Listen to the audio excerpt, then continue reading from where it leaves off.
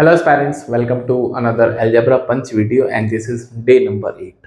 So as of now we have completed 7 parts of it and I have made a separate playlist for the Algebra Punch questions. So you can start solving at least these questions if you are on the verge of revising the algebra, right? So we have the first question that ABCD, the sum of ABCD is 13 and we have to find the minimum value of a cube plus b cube plus c cube plus d cube if a b c d are the positive integers, right? So I'll tell you the basic also what is the concept behind it and then I'll give you the solution. If you want to try you can pause the video, right? So suppose we have two numbers or three numbers, the sum is constant, right? The k is constant, any constant, right? तो अगर आपके पास किन्हीं भी दो या दो से ज्यादा नंबर्स का सम कांस्टेंट है एंड आप उसके पावर्स को मिनिमम या मैक्सिमम करना चाहते हैं, right? In this case like we have three variable, तो आप इनका मिनिमम वैल्यू चाहते हो। इवन ये question A cube plus B cube plus C cube में भी जा सकता है इस तरह से। आप you can also go for A4 B4 C4, right? तो कितने भी पावर आप इसमें ले सकते हैं। तो अगर आप इनको मिनिमम करना चाहते हो that possible when ABC are as close as possible, तो जितना ये नज़दीक होंगे उतना ये जो समेशन है वो मिनिमम हो जाएगा, राइट? एंड सिमिलरली अगर आप इनको मैक्सिमम करना चाहते, राइट, अगर आप इनको मैक्सिमम करना चाहते हैं, आप इन्हीं को अगर मैक्सिमम करना चाहते हैं, इधर की तरफ मैक्सिमम की कंडीशन लिख सकता हूँ। तो इसके लिए दोस्तों आपको ध्यान रखना है that is difference between smallest and largest. हाँ, smallest and largest should be largest. तो जितना स्मॉलेस्ट और लार्जेस्ट कोई भी दो नंबर्स के बीच का जो गैप है अगर वो बड़ा होगा तो ये पूरा का पूरा ए क्यू स्क्वायर बी स्क्वायर सी स्क्वायर वो मैक्सिमम आना शुरू हो जाएगा, राइट? तो कैट इस पे क्वेश्चन पूछता है, राइट? तो इस क्वेश्चन को टैकल करते हैं। तो उसने बोला है कि A plus B plus C plus D 13 है और आपसे चाहता है कि A cube plus B cube plus C cube plus D cube को मिनिमम करना है, राइट? तो इसको मिनिमम करना है तो ऐसा ही टोल लियो ए बी सी डी को एज क्लोज एज पॉसिबल होना पड़ेगा। तो अगर मिनिमम की बात करते हैं तो ए बी सी डी को एज क्लोज एज पॉसिबल का मतलब है कि सबको बराबर कर दो 13/4। बट पंगा क्या है यहाँ पे, उसने बोला है कि A B C D integer positive वाले, डिस्टिंक्ट नहीं बोला, इंटीजर बोला। मतलब 13/4 इज नॉट एन इंटीजर, ये तो 3.25 है। बट एक हिंट हमको मिला है कि सारे नंबर 3 के आसपास के होने चाहिए जिससे आपका ये जो समेशन है वो मिनिमम आ जाएगा। तो एक काम करते हैं, 3 नंबर्स को अगर मैं देखता हूँ तो ए बी सी को 3 मान लेते हैं और डी को फिर 4 मान सकते हैं, राइट? तो दिस इज द कंडीशन कि जहाँ पे ये जो क्यूब वाला समेशन है वो मिनिमम हो जाएगा, दैट्स इट। तो दिस इज 3 का क्यूब प्लस 3 का क्यूब प्लस 3 का क्यूब प्लस 4 का क्यूब। 3 का क्यूब 27 को 3 टाइम्स करेंगे 81 प्लस 64, तो 145 इसका राइट आंसर है। तो I hope it is clear. तो ये बहुत ही इंपॉर्टेंट कंसेप्ट है कि अगर आप इसको मैक्स करना चाहते हो तो मैक्सिमम के लिए जो सबसे छोटा नंबर जो सबसे बड़ा नंबर है उनके बीच में एज लार्ज एज पॉसिबल का गैप होना चाहिए, राइट? चलिए आगे बढ़ते हैं नेक्स्ट क्वेश्चन पे। We have a quadratic function. एक क्वेश्चन है that a quadratic function attains the minimum value of -15 at x equals to +3 and also f of 0 is 5, so we have to find the f of 9, right? तो ये पहली बात तो आपको ये बताऊं कि जो स्टैंडर्ड क्वाड्रेटिक इक्वेशन होती है ax² plus bx plus c होता है, तो इसके पास दो पॉसिबिलिटी होती हैं, या तो ये मिनिमम वैल्यू अगर या तो मैक्सिमम। fx की बात कर रहा हूँ तो ये मिनिमम आता है जब a जो है वो ग्रेटर देन 0 है और मैक्सिमम आएगा जब a लेस देन 0, राइट? तो ये लीडिंग कोएफिशिएंट, a को बोलते हैं हम leading coefficient, right? Leading coefficient, ठीक है? तो ये कंडीशन है, ठीक है?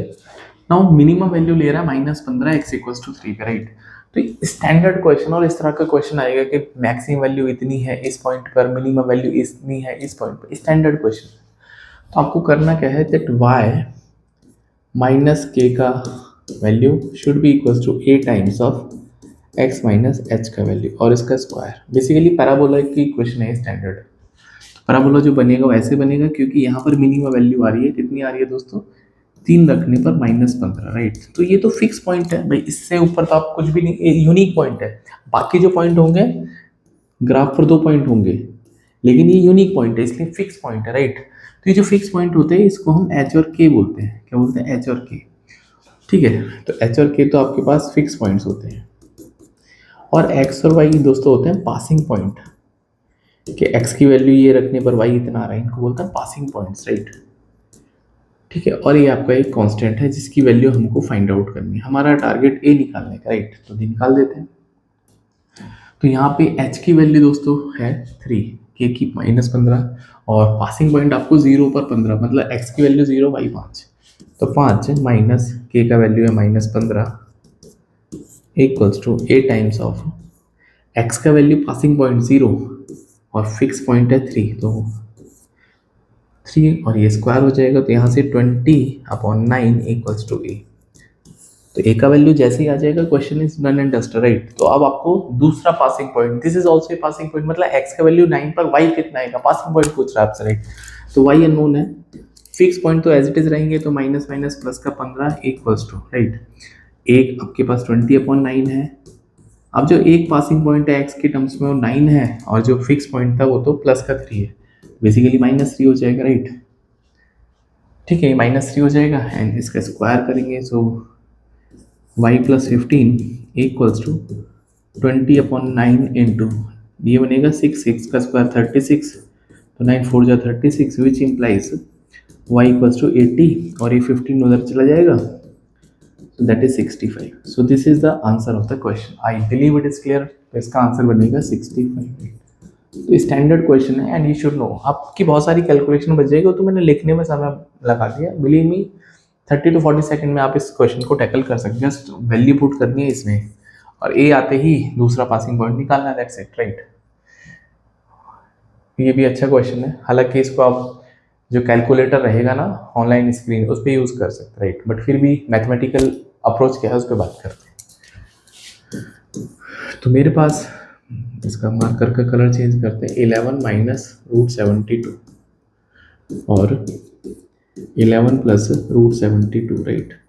अब आपको ये सोचना है कि मुझे अगर ये परफेक्ट स्क्वायर बनाना है, या बन सकता है या नहीं बन सकता, राइट।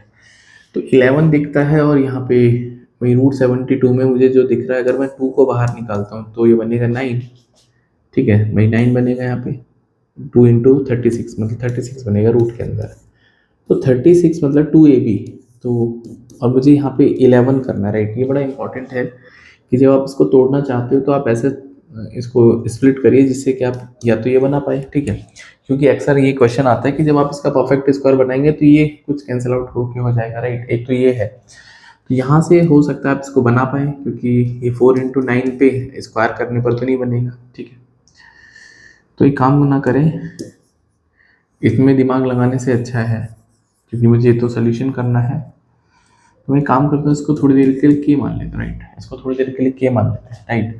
अब आप इसको स्क्वायर बोथ साइड कर दीजिए, हाँ, दोनों तरफ स्क्वायर करते हैं, दिस इज इसका स्क्वायर एंड इसका स्क्वायर, राइट। तो a minus a plus b का होल स्क्वायर, तो a का स्क्वायर, a का स्क्वायर बोले तो इससे स्क्वायर रूट हट जाएगा भाई, इसका स्क्वायर रूट तो गायब हो जाएगा, ये बचेगा, प्लस b का स्क्वायर, तो आप देख रहे हो √72 तो देखते ही खत्म हो गया, प्लस 2 ab मल्टीप्लाई करेंगे तो a plus b, a minus b, that is 11 का स्क्वायर माइनस √72 का square. I believe it is clear, right भाई। a plus b, a minus b, a square minus b square root के अंदर रहेगा, और ये k स्क्वायर दोस्तों, तो 72 तो गायब हो जाएगी, बनेगा 22 प्लस 2। अब 11 का स्क्वायर है 121, और ये है 72, तो बनेगा 49, तो 2 इंटू भाई 7 बन जाएगा, 49 इज 7, तो दिस इज के स्क्वायर, तो 22 प्लस 14 36 हो गया, दैट इज के स्क्वायर। तो के का वैल्यू 6 और -6, बट -6 पॉसिबल नहीं है क्योंकि रूट के अंदर जो वैल्यू है वो पॉजिटिव होती है, राइट। तो आंसर इसका बनेगा C. I believe it is clear, right. आप इसको कैलकुलेटर से भी कर सकते थे, ठीक है, जो ऑनलाइन जो कैलकुलेटर होता है, राइट। चलिए आगे बढ़ते हैं दोस्तों नेक्स्ट क्वेश्चन पे। बहुत ही प्यारा क्वेश्चन है। हाँ, अल्टीमेट मैक्सिमम मिनिमा इस तरह से ही क्वेश्चन में आते हैं। आपको अगर एग्जाम में बैठना है या सीखना है तो ये तब तरीके आपको आने चाहिए, राइट। बोलता है कि 3 पॉजिटिव इंटीजर है पी क्यू आर। देखो पॉजिटिव इंटीजर है पी क्यू आर, इस इक्वेशन को सेटिस्फाई कर रहे हैं, मतलब p minus q equals to r minus q, ये एक कंडीशन है। और पी क्यू आर जो प्रोडक्ट है ये 6 है। हाँ, प्रोडक्ट 6 है आपके पास, राइट। तो ध्यान रखने वाली बात यह है कि अगर प्रोडक्ट इज कांस्टेंट, जब आपने प्रोडक्ट को कांस्टेंट कर दिया या फिक्स कर दिया, तो सम जो होगा पी क्यू आर का वो मिनिमम होगा। और एक और बात यहाँ से समझ लीजिए, if p plus q plus r, अगर आपने सम को फिक्स कर दिया तो प्रोडक्ट उस केस में मैक्सिमम होगा, ठीक है। और ये कब होता है? व्हेन, ये दोनों कंडीशन के बता रहा हूँ, when p equals to q equals to r. This is super important. तो अगर पी क्यू आर इक्वल है, तो अगर प्रोडक्ट फिक्स है तो सम मिनिमम होगा कब? जब पी क्यू आर बराबर होंगे। अगर पी क्यू आर फिक्स है, प्रोडक्ट मैक्सिमम होगा कब? जब पी क्यू आर बराबर होंगे। और ये जनरली पॉजिटिव इंटीजर पे लगता है, हालांकि नेगेटिव के लिए भी ट्रू है, कोई दिक्कत वाली बात नहीं, राइट। तो यहाँ से अगर मैं इस बात को समझ पाता हूँ कि प्रोडक्ट तो उसने फिक्स दे दिया, राइट, तो आपको मिनिमम वैल्यू क्यू का निकालना, राइट। अब क्यू का वैल्यू निकालने के लिए पी और क्यू भी एक ही बात बनेगी, राइट। देखो तो एक काम करते हैं कि अगर मैं आर माइनस क्यू है,